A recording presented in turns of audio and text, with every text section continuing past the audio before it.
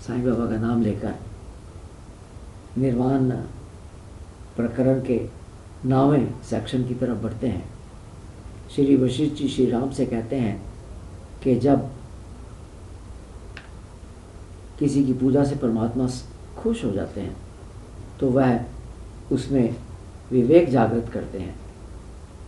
विवेक के साथ मन का नाश होता है और इच्छाओं की समाप्ति होती है।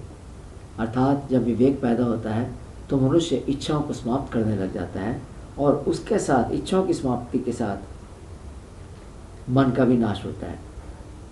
वशिष्ठ जी कहते हैं कि जैसी बाहरी चीज़ों की बाहर जो हमें दृश्य दिखता है उनसे वैराग जो पैदा होने से मन जिस प्रकार पूरी तरह से शांत होता है, वैसी शांति शास्त्र के अभ्यास से, उपदेश से, तपस्या से नहीं होती। तो इतना महत्व है वैराग का। विवेक और वैराग ये दोनों बहुत ही महत्वपूर्ण हैं।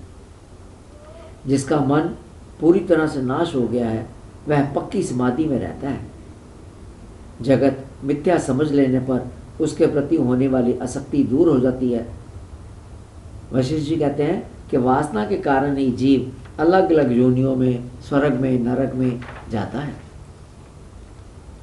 परमात्मा इतना सूक्ष्म है कि आकाश भी उसमें पत्थर के समान स्थूल है।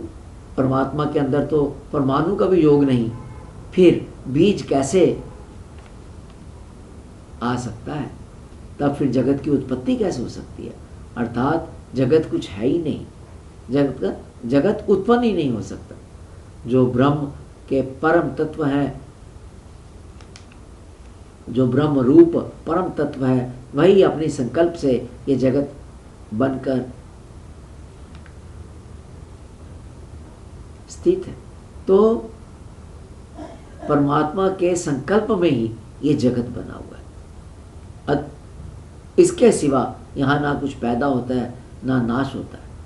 तो कहने का सारा मतलब ये है, क्योंकि परमात्मा इतना सूक्ष्म है कि उसमें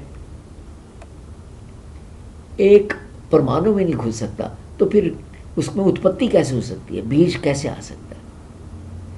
तो अगर जगत पैदा ही नहीं होता तो फिर विषयों की इच्छा करने की क्या ज़रूरत है? अगर किसी के अंदर ये इस प्रकार का विवेक पैदा हो जाए तो उसका इच्छाओं से ये समझ करके ये तो है ही नहीं है, मैं इनके पीछे क्यों भाग रहा हूँ, विषयों की तरफ वो देखेगा भी नहीं। तो जिस प्रकार का, तो कहने का सिर्फ मतलब ये है कि अपने अंदर हमने वैराग पैदा करके, विवेक पैदा करके ये समझना है कि ये जगत मिथ्या है। जगत को मिथ्या समझकर विवेक वैराग के द्वारा कि ये विषय तो है ही नहीं, जगत है ही नहीं, जगत की उत्पत्ति संभव नहीं है, ये सिर्फ एक संकल्प है, इस प्रकार ये सोचकर विषयों के प्रति वैराग पैदा करके, विवेक के द्वारा वैराग पैदा करके हम मन को स्थिर कर सकते हैं। और जो एक बार उसने मन को स्थिर कर लिया, मन का नाश कर लिया, वो फिर परमात्मा को अवश्य प्राप्त करता है। अब आगे वशिष्ठ जी पाषाण आख्यान, बहुत मशहूर कथा है, ये सुनाते हैं, उसका हम पाठ करेंगे।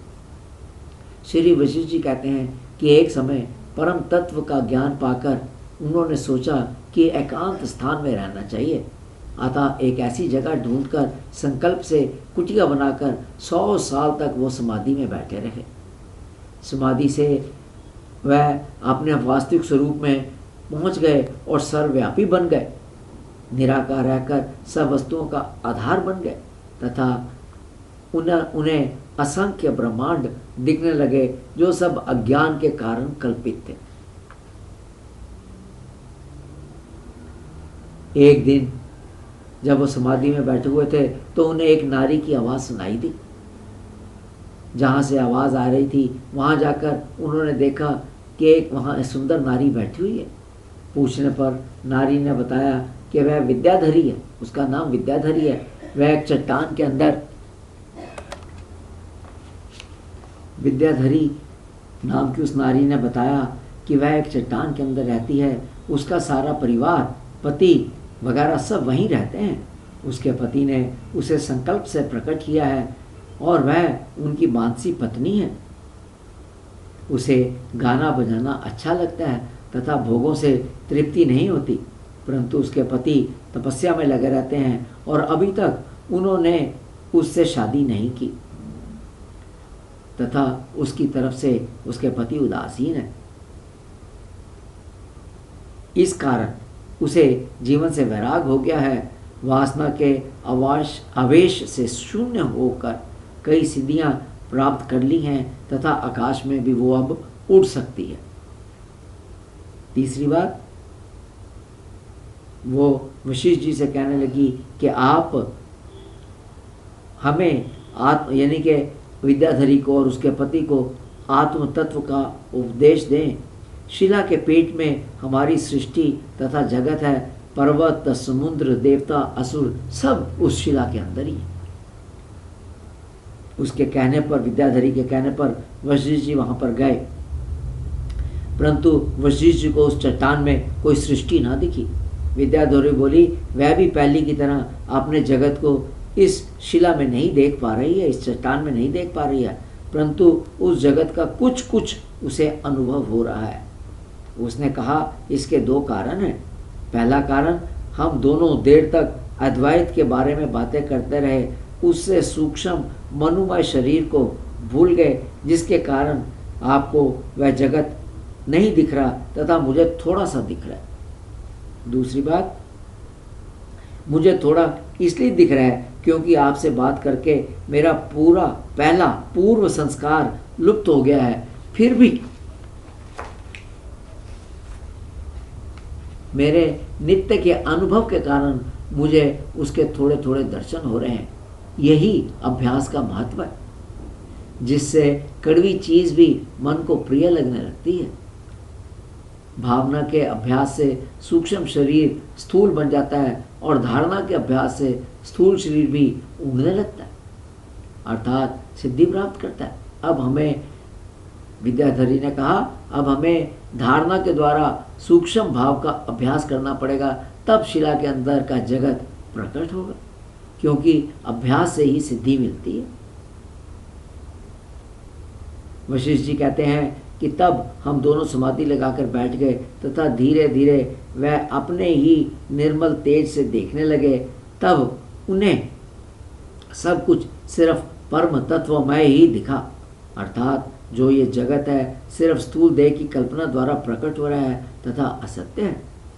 तब उन दोनों के संकल्प के द्वारा,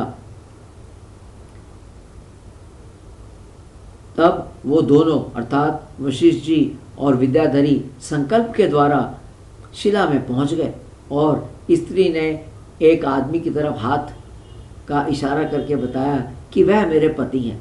असल में जिसको वो पति बता रही थी वह उस लोक के ब्रह्मा जी थे तथा उस वक़्त वो समाधि में थे। थोड़ी देर में वह समाधि से उठ बैठे। वशिष्ठ जी ने उनसे कहा, आप सबके स्वामी तथा ज्ञानी हैं। जब आपने इस बीवी को बनाने के लिए पैदा किया, फिर इसे बीवी क्यों नहीं बनाया? जब आपने इसे इसीलिए पैदा किया कि इसे बीवी बनाएंगे, तब फिर आपने इसे अपनी पत्नी बनाया क्यों नहीं? ब्रह्मा जी बोले, ब्रह्म ही चेतन है, जिसका स्वरूप चैतन्य है, जिससे मैं प्रकट हुआ हूँ तथा मैं सदा अपने स्वरूप में स्थित रहता हूँ। ये नारी मेरी पत्नी नहीं है। अपनी वासना के कारण इसमें यह भावना पैदा हुआ है कि वह मेरी पत्नी है। अब महाप्रलय होगी तथा आज इस कल्प का अंत होगा, मेरी वासना का अंत होगा तथा मेरे देह का भी अंत होने वाला है। असल में इस जगत में ना तो कुछ पैदा होता है ना नष्ट होता है, केवल चित्त ही क्रिया के रूप में प्रकाशित हो रहा है, अर्थात जो कुछ चित्त में है वही प्रकाशित हो रहा है। ये जगत शून्य रूप होते हुए भी परमात्मा में उसी की सत्ता से सब जगह विद्यमान है। अब आप अपने जगत को जाएं। ब्रह्मा जी विद्याधरी तथा दूसरे लोगों के साथ पद्मासन में बैठ गए। तो ये कहकर वशिष्ठ जी को आप अपने लोक में जाएं, अपने जगत में जाएं, तो वो वहाँ के ब्रह्मा जी तथा विद्याधरी तथा दूसरे लोग जो वहाँ थे वो सब एक पद्मासन बनाकर बैठ गए। वहाँ प्रलय शुरू हुआ, पर्वत वगैरह गिरने लगे। 12 सूर्य प्रकट हुए, सब कुछ जलने लगा। फिर बादलों के बड़े बड़े समूह तथा भयंकर वर्षा शुरू हो गई, सब जगह जल ही जल। तब वशिष्ठ जी ने आकाश में स्थित होकर देखा कि ब्रह्मा जी, देवता, मुनि सब पद्मासन लगा के बैठे हैं। फिर 12 सूर्य भी आकर उनके साथ बैठ गए। फिर परमात्मा का साक्षात्कार कर सब के सब गायब हो गए। वह ब्रह्मलोक और उनका ब्रह्मांड जो संकल्प से बना था सूना हो गया। वासना का नाश होने पर सब अपने अपने विशुद्ध ब्रह्म में स्थित हो जाने के कारण गायब हो गए थे। जैसे ही वासना समाप्त हुई, सब गायब हो गए। जागृत अवस्था में वासना रहने पर ही शरीर दिखाई देता है, वासना समाप्ति पर कुछ भी दिखाई नहीं देता। जब इच्छा का नाश होगा, सब समाप्त, कुछ नहीं दिखाई देगा।